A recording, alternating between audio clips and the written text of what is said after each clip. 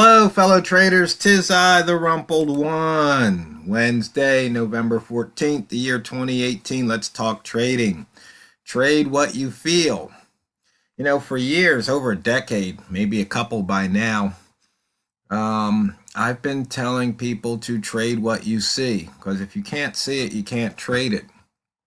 But I was been reading different things about human psychology and rituals and peak performance and just all the different things I read that have to do with getting better at stuff, basically improving. Um, and I remember actually even a long time ago reading an article about feeling. So as you trade and as you enter trades, as you're in trades, as you exit trades, if you pay attention to your body, you might just pick up on some subtle, say, suggestions that your body's telling you to either do something or not. I mean, we all have that woulda, coulda, shoulda. It's like, oh, I knew I should have done that. Well, why did you know? Was it something? Did you get a certain feeling, in your gut? Did you get a feeling in your chest? Or like, oh, I knew I shouldn't have done that. Was your neck tight? Um, Things like that. And so it's nothing specific that I can tell you other than just observe yourself as you trade. So you might look at a chart and instantly you get a feeling. Well, maybe and you say, well, is it telling me to enter the trade? Is it telling me to look out? Or is it telling me I should go long? I mean, so many times you'll see something peak and you just go, you know what? I just know that sucker is going to drop like a rock. But you don't trade it, and then you come back and you look at the chart, a couple hours later or the next day, and you go, dang it, I knew it.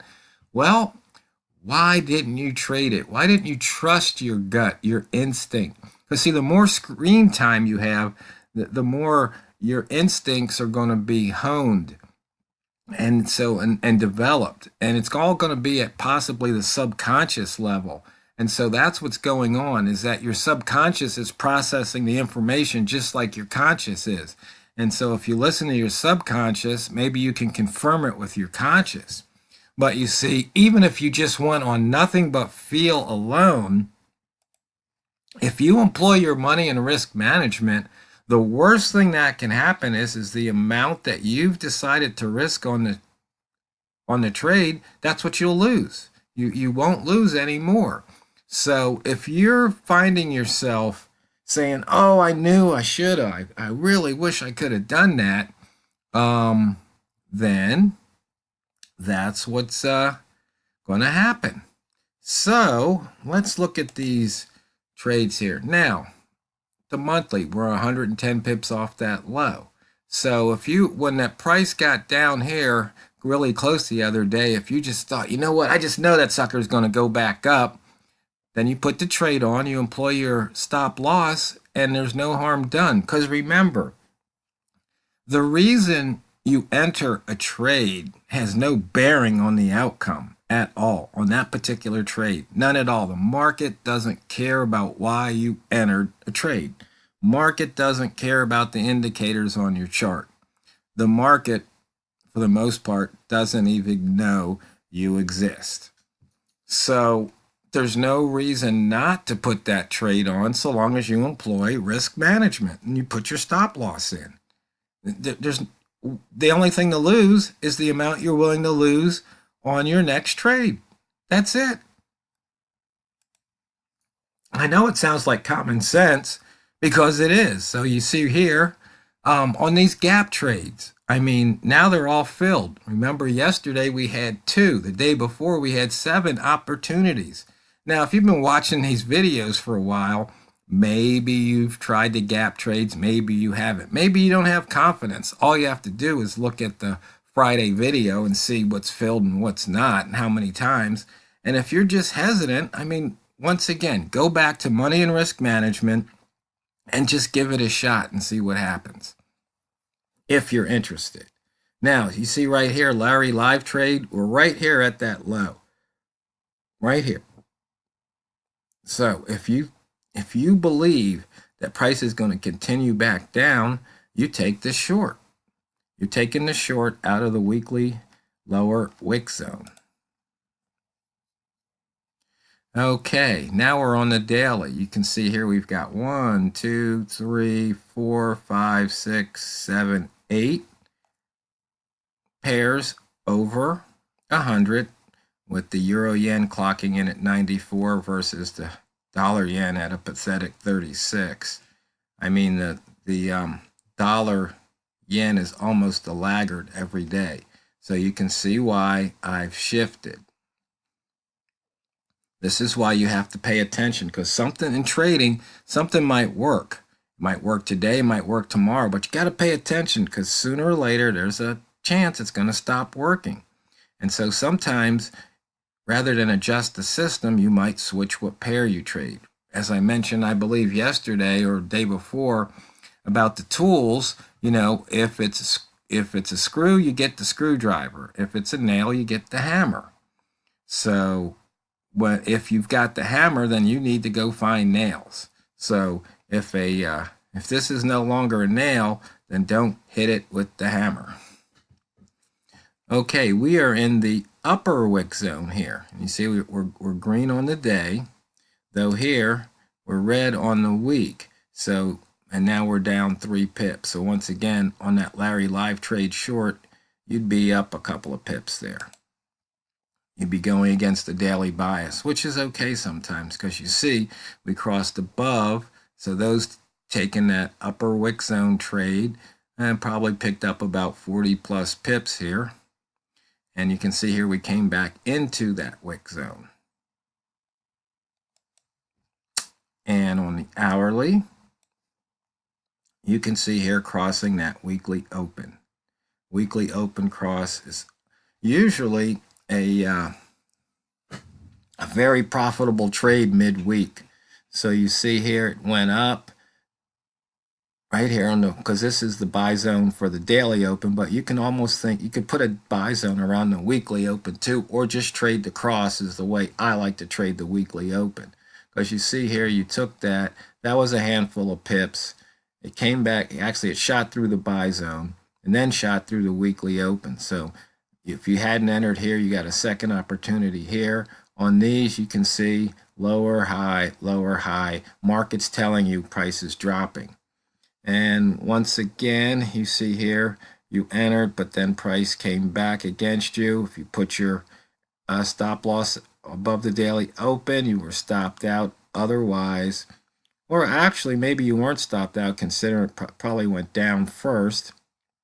So you see here, it triggered in but came back. That should have been a scratch trade. And if you didn't trigger there, you got one more opportunity to scratch out. And then you see here, if you didn't, you would have stopped out here if that's where you placed your short stop loss. But then if you were going long, a buy, once again, resulted in profit here or here 2 times to make that profit. And then once again, coming back the other way on the hourly, lower high, you see here it came down weekly open. And right there, you could have gone short coming out of the upper wick zone of the previous hour's candle. Once again, I usually don't talk much about the hourly wick zone, but it's the same price action and you can trade it the exact same way. Many times I will use the hour wick zone as if I was long here and it came up here, that's where when price drops below out of that wick zone, see it entered it, if it drops out, I'll take my profit right there. And you can always also reverse the trade or get in the trade if you have a short bias. And in this case, you would have been a red rat. So that would have been a nice entry in the upper rat zone, which I guess you can see right here. So if we switch this over to the hour, you can see right here where you can go short here inside the upper rat zone, and it was a profitable trade.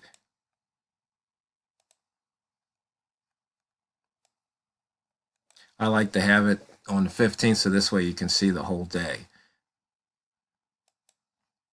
And we showed that we did not take out the pivot, so now we have another open or missed pivot. Okay. And there was the monthly pivot. There was the weekly pivot, almost hit it. So once again, we have another missed pivot on the chart. Price action, 2-ball at the bottom, green at the line right here. See, it didn't put a 2-ball, so you shouldn't have been stopped out because your stop should be whatever this value is minus 1 pip. 3-ball at the top, red at the, well, almost red at that line. Or you could say red at this line, the double O or triple O, however you want to say it. I just hate that extra digit. I wish they never done that. Anyway, you can see here, profitable trade.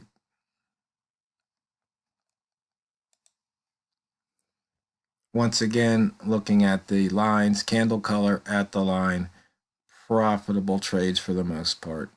This was a possible, right here, this was a possible stop out, or if you, depending on the size of your stop loss, actually you should have stopped out because this would have been the daily low, and then it pushed and made another one and another one. Most likely you should have been stopped out, but you could have made it up the next time. Showing the wick zones in and out, in and out, in and out, and back in. Looking to go short at 47 or long at 74. Holo setup right there, that short, once again, we showed it, 129.095. Nice trade.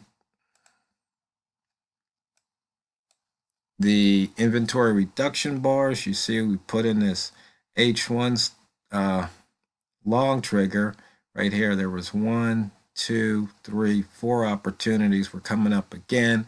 I say don't go back to the well. You had other opportunities here to get in long, and then your short opportunities right now are in this area right here,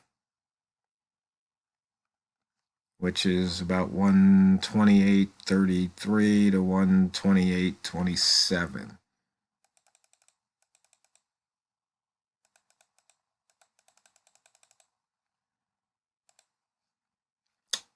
My favorite, you can see here today, lots of action around the lines. Just trading with candle color, direction prices crossing. Right now we see we picked up a buy trigger where the bid came above the valley of the ask, moved up, and then the ask dropped below the peak of the bid. Little scalp trade there. Right now we've got price dropping below the peak of the bid, selling, and we can just see what happens here.